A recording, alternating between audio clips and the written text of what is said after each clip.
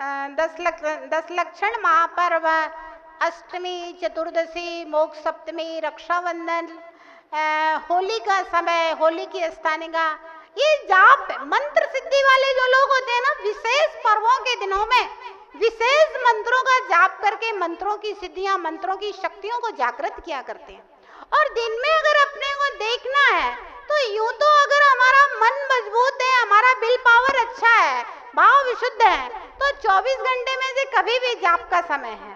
लेकिन फिर भी अगर हमारा मन कमजोर है तो प्रातःकाल 4 बजे 3 बजे उठ करके जो जाप में विशुद्धि बनती है, अथवा संध्या काल में, रात्रि, अर्धरात्रि अथवा शाम के समय रात्रि में जो विशुद्धि बनती है, वो दिन के समय विशुद्धि नहीं होती है। और त्रिकाल जो सामयिक का काल होता है, वह अपने आप में जाप का काल कहा गया है। तो इस प्रकार से जाप में भी परिणामों की निर्मलता, भावों की विशुद्धि का विशेष महत्व दिया गया है। विधि के साथ में भाव भी महत्वपूर्ण है। और एक बात जीवन में हमेशा ध्यान रखना, अगर हम किसी मंत्र को बार बार बहुत बार बोलते हैं, 1.25 लाख बार यदि आपने विशुद्धि पूर्वक, भाव पूर्वक नमोकार बोला है, तो वह इतने पुण्य का संचय हो जाएगा कि आपको कोई कष्ट हो, आप नमोकार बड़ी श्रद्धा से बोलेंगे और पता चलेगा कि आपके कार्य की सिद्धि हो गई। एक सेठ व्यापार के लिए जा रहा था। पुराने जमाने में जैसे सेठ लोग व्यापार के लिए जाते थे, जंगलों से पार करते हुए, बहुत बड़ा काफिला था सेठ का। रास्ते में एक डाकुओं के गिरोह ने सेठ को देखा और पीछा किया कि रात्रि के समय सेठ के काफिले को लूटना है। रात्रि के समय जब डाकू लोग आए तो देखते हैं सेठ के साथ दिन में तो ज्यादा लोग नहीं थे, लेकिन रात्रि के समय 35 जवान शस्त्र लेकर के चारों ओर पहरा दे रहे हैं। डाकू सोचता है, लगता है रात में कोई सुरक्षा कर्मी अलग से बुला लिए। अब डाकुओं का जो सरदार था, एक चीज उसने देखी बड़ी आश्चर्यकारी कि 34 जवान तो पूरे हैं, जो 35वां जवान है उसका सिर नहीं है, लेकिन फिर भी हाथ में तलवार लेकर के पहरा दे रहा है। तो कहता है, ऐसा आदमी तो जिंदगी में आज तक नहीं देखा, ये क्या चक्कर है। देखता रहा, लूटा नहीं, सोचा है ठीक है आज सुरक्षा कर्मी बुला लिए हैं, कल देखते हैं। दूसरे दिन फिर देखता है तो फिर से सुरक्षा कर्मी, एक दिन पहले जैसी रात में व्यवस्था, दिन में कोई साथ नहीं है। तीसरे दिन भी वही हुआ। डाकुओं के सरदार को लगा कि भाई सुरक्षा कर्मी तो बुलाए जा सकते हैं, लेकिन ये एक सुरक्षा कर्मी कैसा है कि जिसका सिर नहीं है, केवल धड़ है, फिर भी तलवार लेकर के घूम रहा है, ऐसा इंसान कैसा है। चैन नहीं पड़ा। चौथे दिन वह डाकुओं का सरदार सेठ से मिलने के लिए आता है, प्रणाम करता है और अपना परिचय देता है कि आप जहां से निकल रहे हैं, हम इस जंगल को लूटने वाले डाकुओं के सरदार। सेठ जी से वार्ता हुई। बोला, सेठ जी एक बात समझ में नहीं आई कि दिन में आपके साथ में कोई नहीं रहता और रात्रि में मैं 3 दिन से आपका पीछा कर रहा हूं। रात्रि में 35 जवान घूमते रहते हैं, पहला सवाल। दूसरा, उससे ज्यादा आश्चर्यकारी बात यह है कि 34 जवान तो पूरे होते हैं और एक जवान का सिर नहीं है। सेठ जी उससे बोले कि भैया एक काम करना, आज तुम रात में फिर से देखना, आज तुम्हें 35वां जवान भी पूरा दिखाई देगा। ठीक है। डाकुओं के सरदार ने देखा तो उस दिन रात में 35वां जवान भी पूरा था। आश्चर्य करने लगा। दूसरे दिन पूछा, सेठ जी ये क्या चक्कर है। सेठ ने कहा कि मैं अपने गुरु के द्वारा दिए हुए महामंत्र नमोकार का रात्रि में बैठ करके जाप करता हूं। वह मैंने 12 वर्ष की साधना करके सिद्ध किया। तो उस में 35 अक्षरों के 35 रक्षक देव रात्रि में आकर के रक्षा करते हैं। ठीक है, सरदार ने कहा, सेठ जी आपकी ये बात तो मान ली, लेकिन वो 35वें जवान वाली बात में क्या चक्कर था। सेठ ने कहा कि जब मैं जाप करता था तो 35 अक्षर शुद्ध पढ़ता था, 34 अक्षर, और एक अक्षर का एक मात्रा छूट जाती थी, जिस कारण से वह 35वें जवान का धड़ नहीं आती था। और आज जब मैंने शुद्धि पूर्वक जाप किया तो 35 जवान पूरे के पूरे दिखे। तो ध्यान है, महामंत्र की शक्तियां, दैवीय शक्तियां इस मंत्र के साथ में, मंत्र जपने वाले, मंत्र सिद्धि करने वाले, मंत्र के ऊपर श्रद्धा करने वाले व्यक्ति के साथ में नियम से हुआ करती हैं। और यह महामंत्र हमारे पूर्वजों की, हमारे जिन शासन की, हमारे कुल का एक सर्वश्रेष्ठ महामंत्र है। इसको कम से कम 5 माला, छोटे छोटे से बच्चे होते हैं ना, 3 साल का 5 साल का बच्चा होता है, तब से कम 1 माला फेरना बच्चे को जरूर सिखाना चाहिए। पूरी ना माला ना फेरे तो कम से कम 27 मोतियों की छोटी माला बना करके उस बच्चे को दे दो, बैठो चलो नमोकार फेरो। ये संस्कार माताओं के, दादी के, दादाओं के, पिताओं के कर्तव्य हैं कि जन्म जैसे ही बच्चा बोलना सीखता है तो पहले उसको नमोकार सिखाएं और नमोकार का जाप करना सिखाएं। और बचपन से जब बच्चे के संस्कार पड़ जाएंगे तो वह कभी भी संकट की घड़ी में, परेशानी की घड़ी में महामंत्र को स्मरण करेगा और आपने जो सिखाया है उस सिखाए हुए का उपकार मानेगा।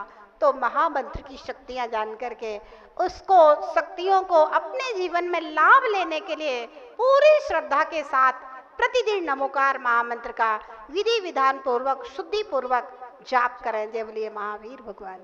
एक राजा के द्वारा मंदिर का निर्माण कराया जा रहा था।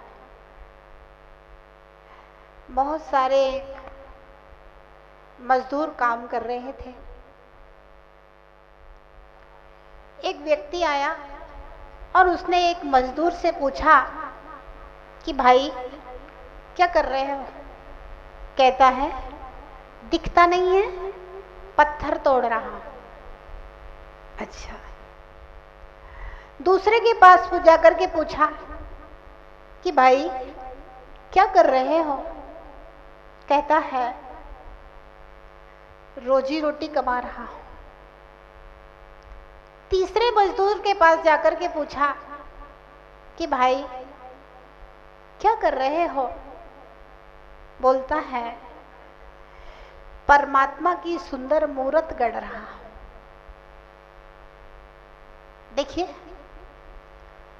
तीनों मजदूर एक प्रतिमा के ऊपर काम कर रहे हैं। विशाल प्रतिमा का निर्माण चल रहा है, जैसे कोई गोमटेस के बाहुबली हों, मांगी तुंगी के आदिनाथ स्वामी हों। तीनों शिल्पी पत्थर तोड़ रहे हैं। तीनों शिल्पी आजीविका कमा रहे हैं और तीनों शिल्पी परमात्मा की मूर्त गढ़ रहे हैं। तीनों एक काम कर रहे हैं, लेकिन फिर भी काम करते करते जो भावनाएं हैं वे तीनों की अलग अलग हैं।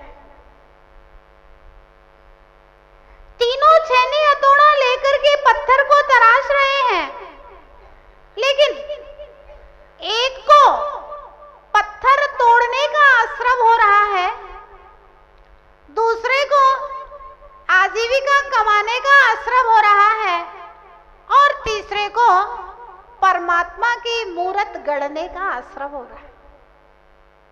एक कार्य करते हुए तीनों शिल्पियों के आश्रम में महान भेद है, कर्म के बंध में महान भेद है।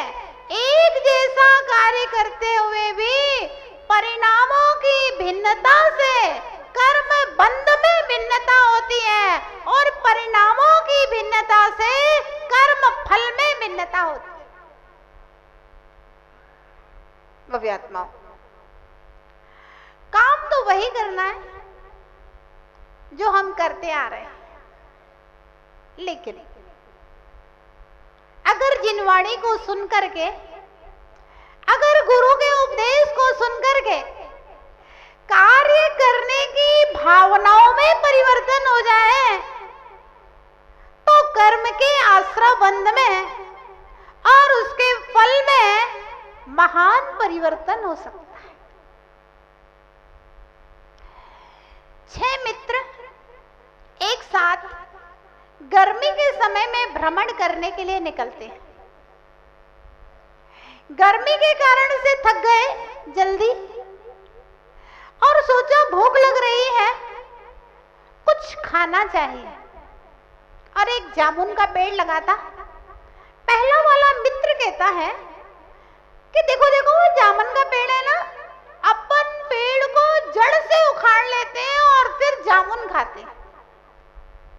दूसरा कहता है भैया पेड़ को अपन जड़ से क्यों उखाड़े, अपन इस पेड़ को स्कंद से काट लेते हैं और फिर बैठ के जामुन खाते हैं। तीसरा कहता है भैया स्कंद से काटने की क्या जरूरत है, अपन पेड़ को गुच्छों को काट करके, डगालों को काट करके फिर जामुन खाते हैं। चौथा कहता है कि भैया पेड़ की पूरी डालियों को तोड़ने की क्या जरूरत है, जिन वृक्षों में फल लगे हैं उन फलों के गुच्छों गुच्छों को तोड़ करके फल खाते हैं। पांचवा कहता है भैया फलों के गुच्छों को तोड़ेंगे तो कच्चे और पक्के सारे फल बेकार हो जाएंगे, तो अपन पेड़ के गुच्छों में जो पके पके फल लगे हुए हैं इनको तोड़ तोड़ करके जामुन खा के पेट में भूख मिटाते हैं। छठवा कहता है भैया जमीन में पके पकाए इतने सारे जामुनों का ढेर पड़ा हुआ है, तोड़ने की क्या जरूरत है, अपन इन्हीं को खा के भूख प्यास मिटा लेते हैं। अब देखिए कार्य क्या है, एक क्या काम है, जामुन खा करके पेट की भूख मिटाना। लक्ष्य क्या है, एक ही है ना, जामुन खा के पेट की भूख मिटाना। लेकिन 6 मित्रों के काम करने के तरीके में कितना अंतर है। एक जड़ से उखाड़ के जामुन खाना चाहता है, एक स्कंद से काट के खाना चाहता है, एक तनों को तोड़ के डगाल को तोड़ के खाना चाहता है, एक गुच्छे को तोड़ना चाहता है, एक पके फलों को तोड़ना चाहता है और एक कह रहा है पके पकाए जामुन जमीन में पड़े, इनको उठा के खा लो, क्यों पेड़ को कष्ट दिया जाए। सोच में विचार में बहुत अंतर।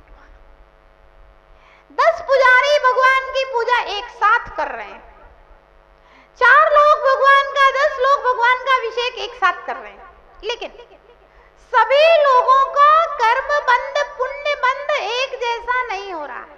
ध्यान रखना, परिणामों की भिन्नता से कर्म बंध, कर्म आश्रव, कर्म फल में भिन्नता होती है। इस बात को समझना होगा। भगवान महावीर की दृष्टि में जो व्यक्ति जितनी ज्यादा तीव्र कसायों से संयुक्त होता है उसका कार्य करने का तरीका उतना ज्यादा संक्लिष्ट परिणामों युक्त होता है। बात समझ में आई?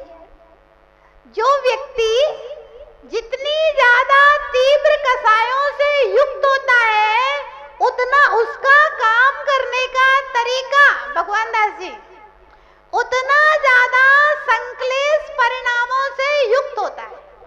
और जो व्यक्ति जितना ज्यादा कसायों मंद होती हैं उसका काम करने का तरीका उतना ज्यादा विशुद्धिपूर्ण हुआ करता है। इस बात को भगवान महावीर ने परिणामों की तारतम्यता को, भावों की दशा को लेश्या नाम दिया है। लेश्या कसाय अनुरंजित योग प्रवृत्ति लेस्या। कसायों से अनुरंजित, कसायों से लिप्त हमारे जो मन की, वचन की, काया की प्रवृत्ति है उसको लेश्या कहते हैं। अथवा क्रोध, मान, माया, लोभ, कसाय शब्द आप नहीं समझ रहे होंगे। क्रोध, मान, माया, लोभ, इनसे अनुरंजित, इनसे मिली हुई जो मन, वचन, काया की हमारी प्रवृत्ति होती है, उस प्रवृत्ति को लेश्या कहते हैं। एक ही दृश्य को देखकर एक व्यक्ति साथी से पुण्य करता है और दूसरा व्यक्ति निकृष्ट पाप बंद कर लेता